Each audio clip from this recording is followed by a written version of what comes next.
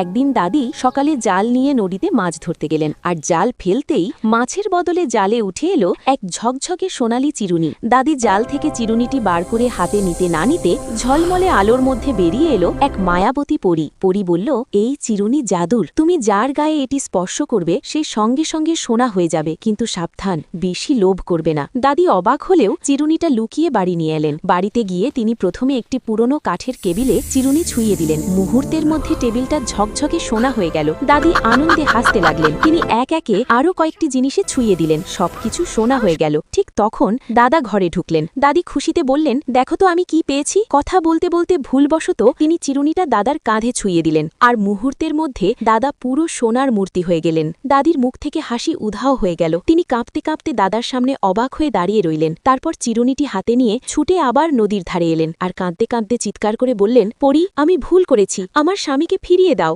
নদীর ওপর আবার আলো ঝলমল করে উঠল। পরী ধীরে ধীরে সামনে এসে দাঁড়ালো। পরী বলল, আমি তোমাকে সতর্ক করেছিলাম যে অতি লোভে তাঁতির মরণ। দাদি হাত জোর করে কাঁদতে লাগলেন। পরী কিছুক্ষণ চুপ করে থেকে বলে, তোমার স্বামী আগের অবস্থায় ফিরতে পারে যদি ভিডিওতে সবাই মিলে লাইক ও সাবস্ক্রাইব করে।